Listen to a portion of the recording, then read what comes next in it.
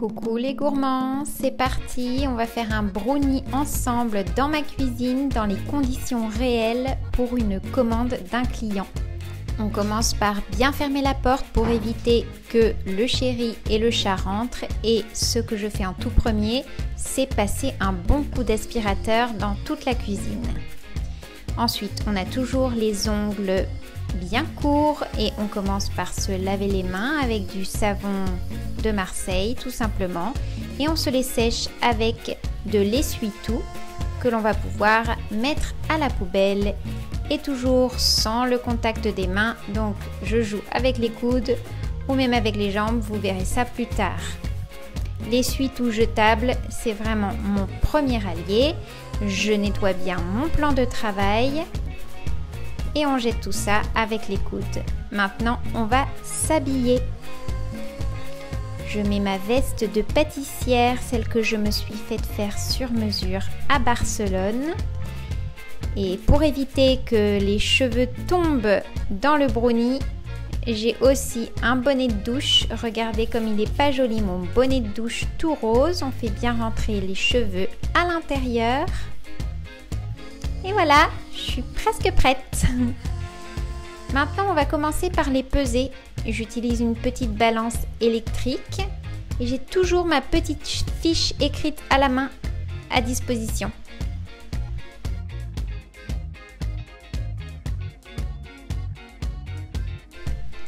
Nous allons commencer par peser le chocolat noir. Vous savez, la recette est dans la description, donc je ne vais pas préciser les quantités ici. Cette quantité de chocolat, je la mets dans un bol un petit peu plus grand. On jette ça à la poubelle, regardez le geste de danseuse. Cette quantité-là, donc je vous disais, c'est le chocolat que nous allons mettre dans la pâte à brownie, que nous allons faire fondre au micro-ondes. Donc on le coupe en petits morceaux. Moi j'utilise du chocolat en tablette et des fois j'utilise aussi des pépites de chocolat, c'est plus pratique. Si c'est du chocolat en tablette, on doit bien le couper en petits morceaux. Et dans un autre petit bol, je vais peser la quantité de chocolat que nous allons ajouter en morceaux dans le brownie, donc pas celui que nous allons faire fondre. J'utilise le même type de chocolat, ici c'est un chocolat à environ 60%. Ensuite, nous allons peser le reste des ingrédients. Dans le bol du robot, je pèse directement le beurre. J'utilise du beurre doux, de bonne qualité en général, mais vous pouvez également utiliser du beurre demi-sel si vous préférez, et dans ce cas, vous n'ajouterez pas la petite pincée de sel que j'ajoute après. On pèse notre beurre, normalement j'ai vraiment un compas dans l'œil, mais là, pas complètement. Ne me demandez pas pourquoi je ne retire pas la pellicule, enfin l'emballage du beurre. Moi je le laisse comme ça dans le beurrier en général. On se lave bien les mains encore une fois. Une fois que notre beurre est pesé, nous allons passer à la pesée du sucre. Donc j'utilise deux types de sucre pour ce brownie, le sucre blanc normal, le sucre blanc de betterave, qui n'est pas raffiné, je vous le rappelle. Et du sucre complet, ici c'est de la panela, donc c'est du sucre de canne complet qui vient d'Amérique du Sud.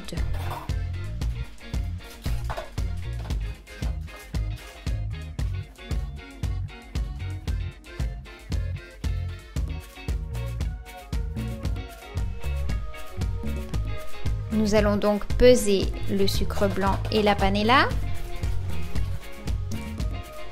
Toujours remettre les choses au bon endroit et maintenant nous ajoutons notre pincée de gros sel directement avec le beurre. On éteint la petite balance, on ajoute le sucre dans le grand bol avec le beurre et on remet le beurre au frigo, faut pas oublier. Maintenant on va ajouter la vanille liquide.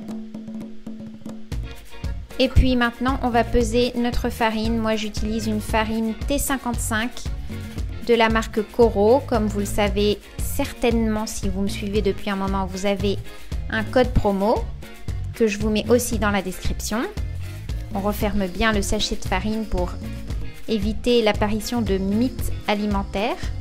Maintenant, on va peser notre cacao en poudre. C'est aussi celui de Koro. Il est non sucré. Il est trop bon. Donc, je le pèse dans le même bol que la farine.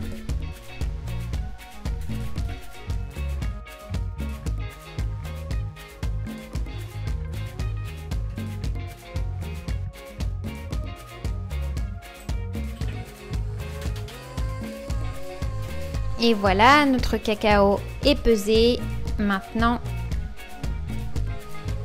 nous n'avons plus besoin de notre balance. Donc, je la range dans son petit tiroir. Et hop, on va mettre le robot en marche. Mais d'abord, n'oubliez pas de mettre le couvercle pour éviter les projections.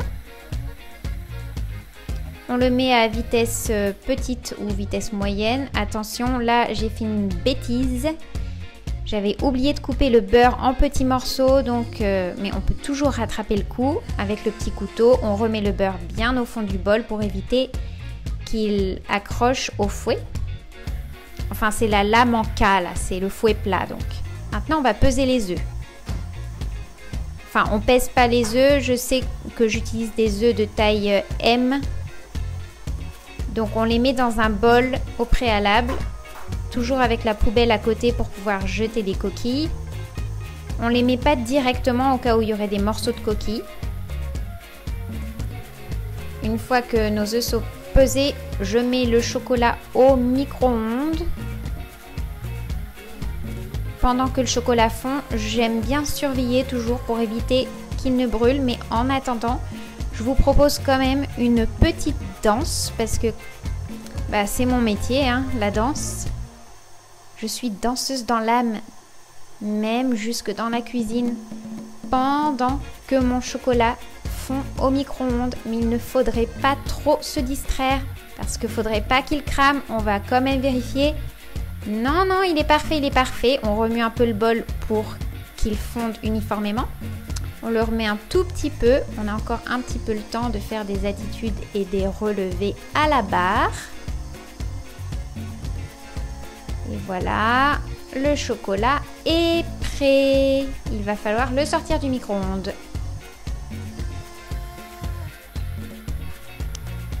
Le chocolat a bien fondu.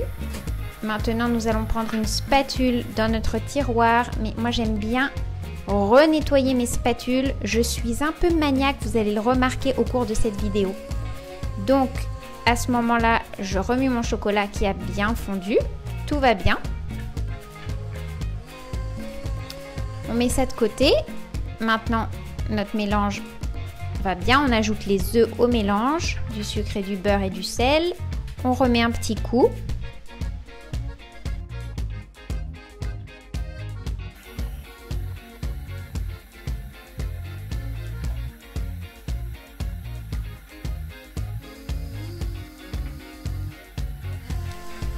Maintenant, ce qu'on va faire, c'est qu'on va prendre une planche à découper pour couper notre chocolat en petits morceaux pour l'ajouter à la pâte. Vous pouvez faire des morceaux plus ou moins gros selon vos préférences.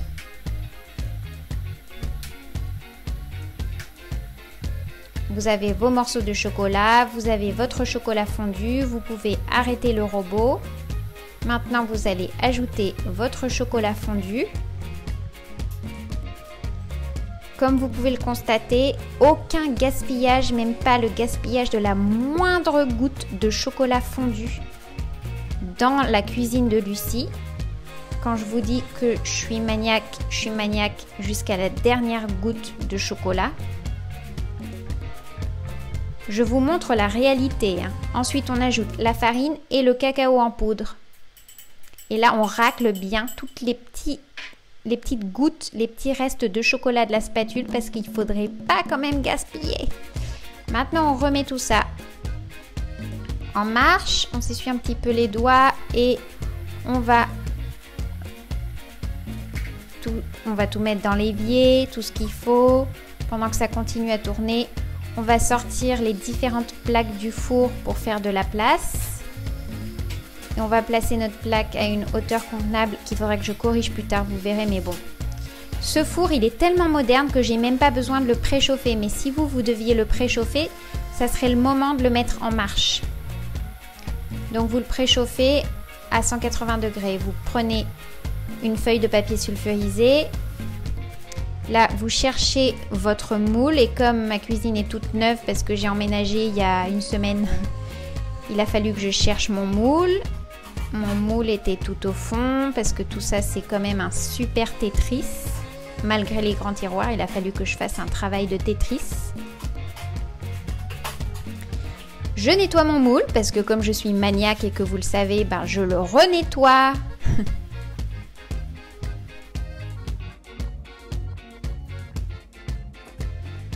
Ah, cette poubelle. Maintenant, notre moule, nous le chemisons avec le papier sulfurisé et comme vous le savez, je ne suis pas trop maniaque par rapport au papier sulfurisé. Moi, je le coupe pas ni rien, je le mets comme ça, tel quel. Notre moule est prêt. Maintenant, on va rajouter tout simplement nos morceaux de chocolat dans la pâte à brownie. Mais tout d'abord, nous allons devoir débarrasser le fouet plat des restes de pâte à brownie. Et ça, c'est ma spécialité. On y va avec précaution avec notre spatule. Comme je suis maniaque, je ne laisse aucune goutte de pâte à brownie sur le fouet plat du robot. Il ne faudrait quand même pas gaspiller. Quand je vous dis que ça prend du temps de préparer un brownie, ça prend du temps. Ce n'est pas une blague.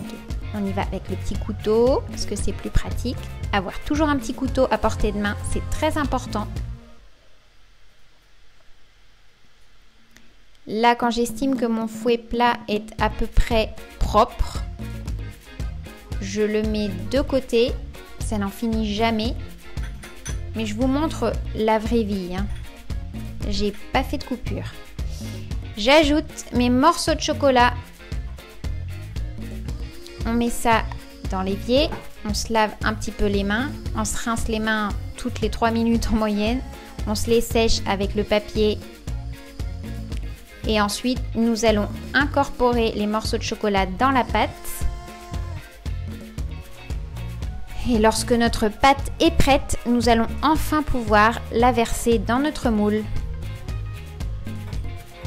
La pâte est prête, nous la versons dans le moule. Vous voyez, elle est quand même assez épaisse.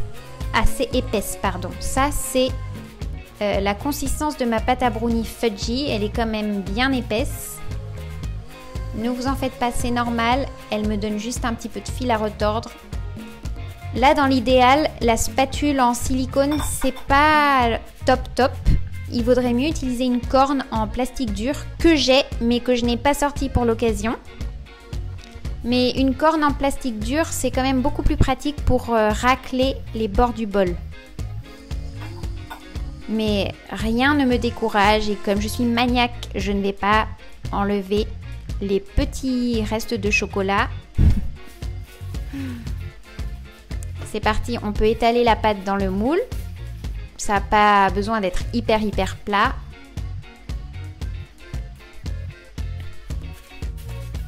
Ensuite, on racle bien la cuillère pour récupérer tous les restes de pâte. Vous connaissez la chanson. On met ça dans l'évier.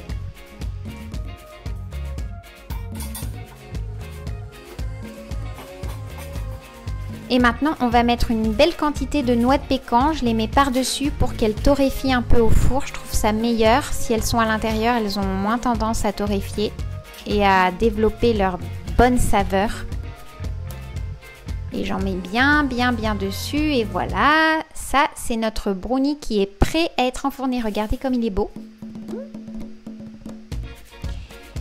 En sautillant, nous allons jusqu'au four et nous allons donc le mettre en marche si c'est pas fait. Donc je change la plaque de hauteur parce que je me suis rendu compte que je l'avais mise trop haute. Et on met ça pendant 18 minutes. Je mets toujours ma petite montre en marche pour mesurer le temps. Ah, ça y est. Quand c'est enfourné... Ah mais non, c'est pas fini. Maintenant, on va tout ranger. Je range tout pendant que le brownie est dans le four. Donc je range tout à sa place. J'ai des petits placards, mais en fait, ils logent vraiment beaucoup de choses. C'est une cuisine qui est très fonctionnelle. On met tout dans le lave-vaisselle. On se déshabille parce que je voudrais quand même pas crever de chaleur. Je nettoie tout de nouveau avec mon spray Sanicentro. anti-bactéries, anti-virus, anti-Covid, anti-tout ce que vous voulez. Hop, hop, hop, je nettoie, je nettoie, je nettoie.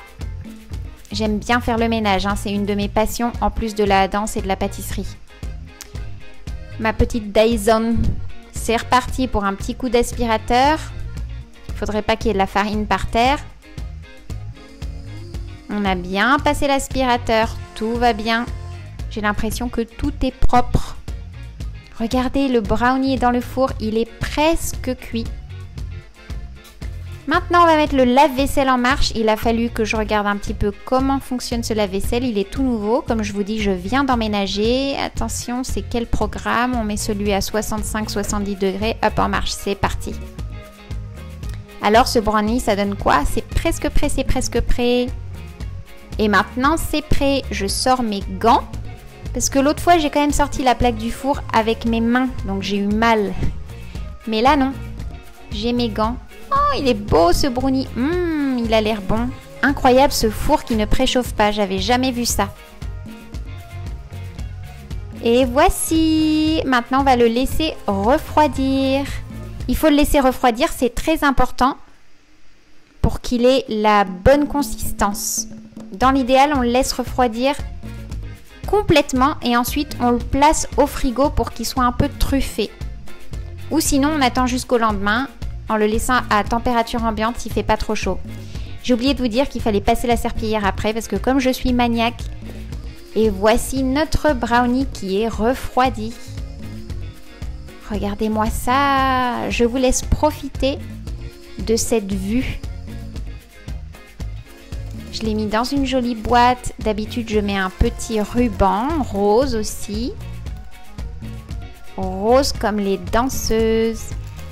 Et voilà, maintenant il est temps de le découper et je vous laisse admirer sa texture.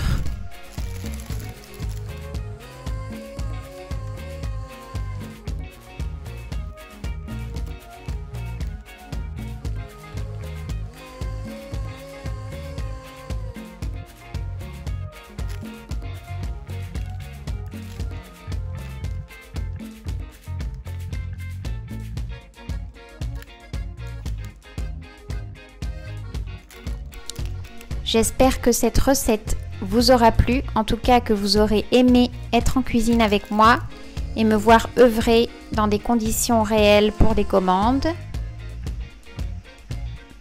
Regardez l'intérieur, c'est une dinguerie ce brownie.